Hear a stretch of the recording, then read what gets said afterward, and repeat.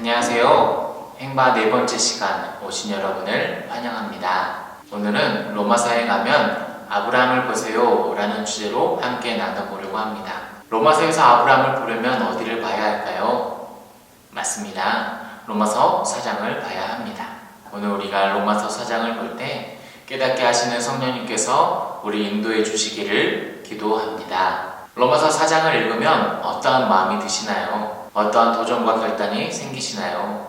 나도 아브라함처럼 살아야지, 아브라함처럼 복을 받고 인생을 살아가야지 라고 다짐과 결단이 생길 수 있습니다.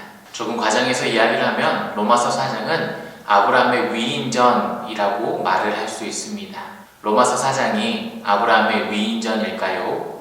아브라함 하면 무엇이 떠오르시나요? 창세기 12장에 갈 바를 알지 못하지만 하나님의 말씀에 순종해 떠납니다. 창세기 17장 할례를 받고 그에게 속한 남자들에게도 할례를 행합니다. 순종이지요. 귀하디 귀한 금지 오겹인 이삭을 하나님께서 달라고 하십니다. 그런데 이삭을 제물로 바치는 순종을 보여줍니다. 저에게 하이미를 달라고 하신다면 어떨까요? 주님 제발 불쌍히 여겨주시옵소서 기도하겠지요. 그런데 로마서 4장을 찬찬히 살펴보면 순종이라는 단어가 나오지 않습니다. 아브라함의 믿음에 대해서 이야기하지만 아브라함의 순종에 대해서는 이야기하고 있지 않습니다.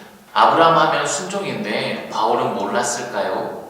아니면 일부러 의도를 가지고 사용하지 않았을까요? 이스라엘의 조상들을 향한 신학의 칭송 내용 중 일부입니다. 제가 읽어드릴게요. 아브라함은 수많은 민족의 위대한 조상이었으며 영광 중에 그와 같이 발견된 이는 아무도 없습니다. 그는 지극히 높으신 분의 율법을 지켰고 그분과 언약을 맺었습니다. 그는 그의 육신의 언약을 새겼으며 시험 가운데서도 충실함을 드러냈습니다. 그리하여 주님께서는 그에게 맹세하여 약속하시기를 그의 자손을 통해서 복을 받을 것이라고 하셨습니다. 실학서 44장 19절에서 22절 상반절에 나온 내용입니다.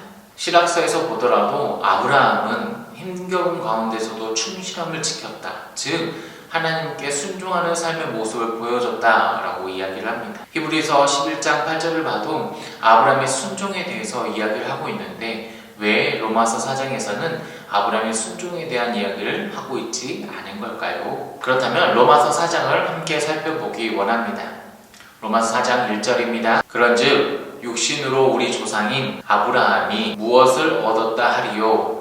아멘. 얻었다 라는 단어는 휴리코스인데 이 휴리코스는 얻었다, 발견하다 라는 뜻입니다. 무엇을 얻었고 무엇을 발견했을까요?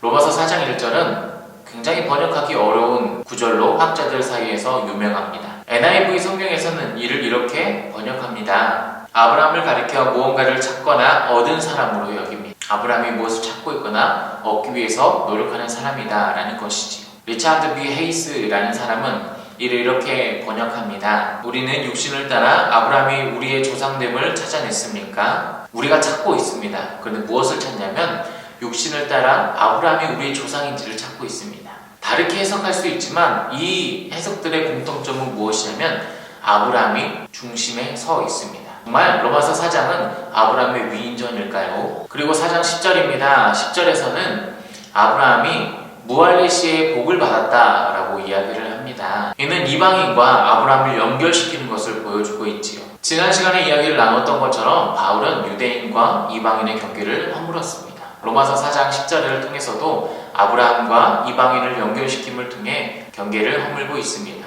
왜 아브라함과 이방인을 연결시켰을까요? 아브라함의 위인전에서 벗어난 이야기를 하고 있는 걸까요? 아니면 아브라함이 이방인까지 아우를 수 있는 위대한 위인임을 보여주고 있는 걸까요? 로마서 4장 17절입니다. 기록된 바 내가 너를 많은 민족의 조상으로 세웠다 하심과 같으니 그가 믿은 바 하나님은 죽은 자를 살리시며 없는 것을 있는 것으로 부르시는 이시니라. 아멘. 구약의 말씀을 인용한 후 죽은 자를 살리시며 없는 자를 있는 자로 부르신다 라고 말씀합니다. 무슨 이야기일까요? 없는 것을 있는 것으로 부르신다 라는 말씀을 통해 우리는 이삭을 연상시킬 수 있습니다.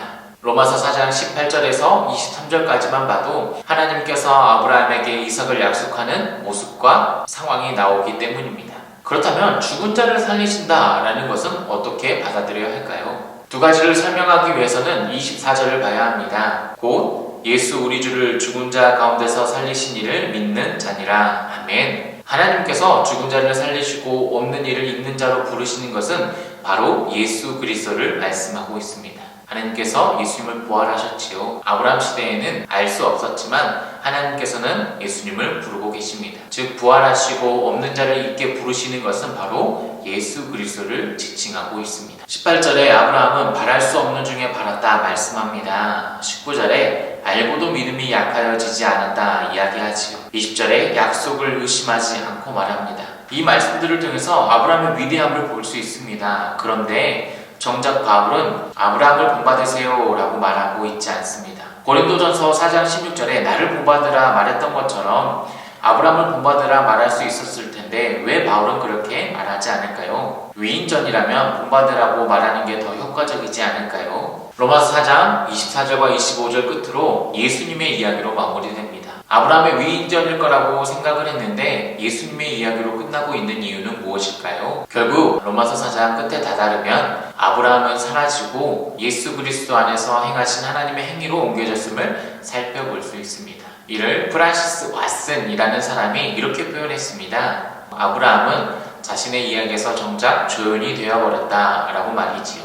결론적으로 로마서 4장을 살펴보면 아브라함의 위대함이나 본받아야 할 모습들을 나타내는 것이 아니라 예수 그리스도 안에서 행하신 하나님의 행위를 보여주고 있습니다. 아브라함이 조연이고 진정한 주인공은 하나님이라는 것이지요. 그런데 우리가 로마서 4장을 읽을 때면 하나님을 놓쳐버리고 아브라함을 주인공으로 볼 때가 있습니다. 로마서 4장 1절 다시 한번 살펴보려고 합니다. NIV 성경에서는 아브라함을 무언가를 찾고 발견하는 사람으로 나타내고 있지만 아무것도 발견하지 못했습니다. 다만 아브라함은 하나님의 약속에 직면해서 그것을 믿었을 뿐입니다. 리차드 B. 헤이세라는 사람이 우리가 무엇을 찾는 거라고 해석했지만 우리는 아무것도 찾을 수 없습니다. 다만 아브라함에게서 후손을 일으키시고 약속을 행하시는 하나님만을 찾아볼 수 있을 뿐입니다. 우리가 로마서 4장을 많은 땀과 노력으로 읽어야 되는 이유는 아브라함이 주인공이 아니라 주인공이신 하나님을 발견하기 위해서입니다. 질문을 던져봅니다. 로마서 4장을 통해서 하나님을 발견하고 계십니까? 우리가 아브라함을 본받고 아브라함의 위대함을 보는 것이 아니라 예수 그리스도 안에서 행하시며 아브라함의 믿음을 허락하시는 그 하나님의 성품과 하나님의 행하심을 발견하고 계시는지요? 우리가 성경을 읽을 때마다 깨닫게 하시는 성령님을 통해서 하나님을 발견하며 하나님을 더 깊이 알아가는 우리 되기를 간절히 바랍니다. 마지막으로 로마서 4장 19절에서 20절을 살펴보고 마무리하려고 합니다. 로마서 4장 19절입니다. 그가 백세나 되어 자기 몸이 죽은 것 같고 나라의 태가 죽은 것 같음을 알고도 믿음이 약하여지지 아니하고 아멘. 여기서 알다라는 단어는 카테노이센입니다.